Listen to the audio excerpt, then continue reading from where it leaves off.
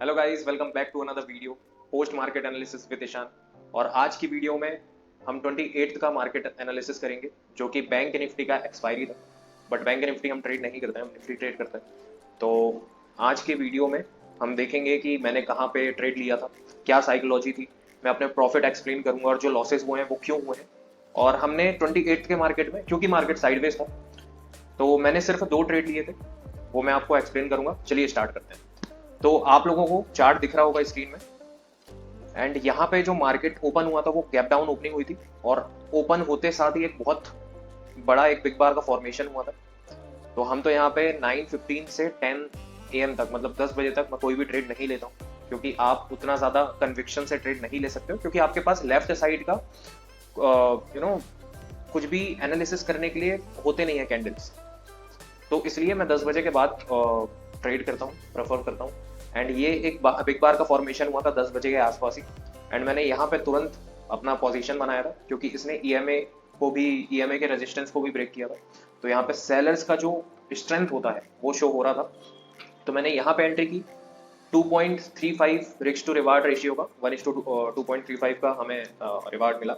And around 1000+ का हमें profit हुआ था। ये डे 2 था जहाँ पे बैक टू बैक 1000+ का प्रॉफिट हुआ। एंड तो हमने पूरा मूव कैप्चर किया था। और दूसरे ट्रेड की अगर हम बात करें, ये पूरे जोन में हमने कोई भी ट्रेड नहीं लिया था, क्योंकि इन दोनों के बीच में मार्केट ट्रेड कर रहा था। और क्योंकि 1000 का प्रॉफिट हो चुका था, अच्छा खासा प्रॉफिट हो चुका था, तो मैं फिर मेरा माइंडसेट ये हो जाता है कि अब कहीं भी अगर हम ट्रेड लेते हैं तो वो ज़्यादा कन्विक्शन के साथ लें, क्योंकि वो लॉस ना हो। तो फिर यहाँ कहीं मैंने ट्रेड नहीं लिया था, यहाँ पे लिया था क्योंकि ये एक बिग बार का फॉर्मेशन हुआ था। ये जोन जो रेजिस्टेंस जोन था, ये एक सपोर्ट जोन था, एंड डाउन ट्रेंड के लिए रेजिस्टेंस जोन था। तो इसको ये ब्रेक करते हुए दिख रहा था। मेरी यहाँ पे गलती क्या हुई, मैंने यहाँ पे एंट्री ली और मार्केट जो एक बुलिश कैंडल बन रही थी वो पूरी रिजेक्शन कैंडल में कन्वर्ट हो गई।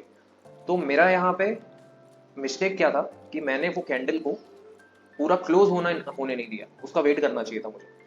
मुझे लग रहा था कि ट्रेंड ना छूट जाए, प्रॉफिट ना कम हो जाए, तो इसलिए।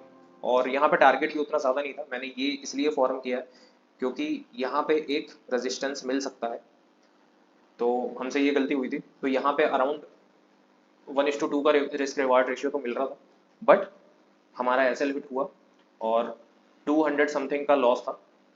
तो चलता है, मैं इतने 200+ में एग्जिट कर लेता हूँ, क्योंकि हमें लॉस छोटा रखना है और प्रॉफिट मैक्सिमाइज करना है।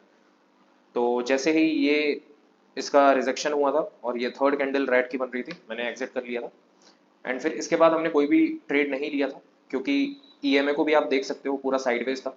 एंड ईएमए जब आप ट्रेड करते हो, ईएमए इंडिकेटर यूज करते हो, तो लॉजिक ये होता है कि अगर ईएमए 30 डिग्री है, हॉरिजॉन्टल से 30 डिग्री है, मतलब एक अच्छा ट्रेंड है, पावरफुल ट्रेंड है, या तो बुलिश है या तो बियरिश है, तो आप ईएमए को ट्रेड करते हो, नहीं तो नहीं करना चाहिए। तो यहाँ पे आप देखो, इस जोन में यहाँ पे कहीं भी ईएमए 30 डिग्री का नहीं था, साइडवेज था, है ना। तो यहाँ पे मैंने कोई भी ट्रेड नहीं लिया था। एंड इसके बाद यहाँ से एक मूव मिला था वैसे, बट क्योंकि ईएमए साइडवेज था, ईएमए साइडवेज शो कर रहा था, तो मैंने नहीं लिया था। एंड इसके बाद वापस से एक बहुत बड़ा मूव आ गया। तो मतलब जो जिन्होंने यहाँ पे भी लिया होगा एंट्री, अपना सेटअप बनाया होगा, जिनको भी सेटअप दिख रहा होगा, तो ये पूरे एक एक बार ने, सिंगल बार ने उनका पूरा जो प्रॉफिट होता है वो कम कर दिया। तो इसलिए जब भी ट्रेंडिंग हो, ट्रेंड के साथ अपनी एंट्री बनाओ, ट्रेड करो, क्योंकि ट्रेंड के अपोज में ट्रेड करना या साइडवेज में ट्रेड करना बहुत रिस्की होता है और आपको उतना ज़्यादा प्रॉफिट दे के नहीं जाएगा। यहाँ पे 3 बजे के बाद एक मूव आया था, 3 साढ़े 3 बजे का मूव था ये, और 3:10 के बाद का मूव था। तो 3:10 के बाद मैं लेता नहीं हूँ। अगर 3 बजे या 2:30 बजे अच्छा मूव देता या 2:20 में मूव देता तो मैं करता हूँ। तो ऐसा कुछ आया नहीं था मूव, क्योंकि थर्सडे को जो था, थर्सडे को पूरा दिन मार्केट बियरिश रहा था। एंड यहाँ पे सेलर्स के बहुत लॉस हुए होंगे।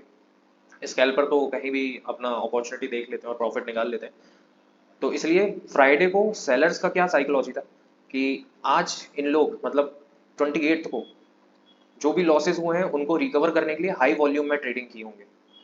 तो इसलिए मार्केट साइडवेज था। एंड आई होप आप लोगों को वीडियो अच्छा लगा हो। देखो, ज़्यादा कुछ था नहीं यार बताने के लिए, क्योंकि साइडवेज मार्केट था, मैंने 2 ही ट्रेड लिए थे, उतना ज़्यादा कुछ ट्रेंडिंग था नहीं, है ना।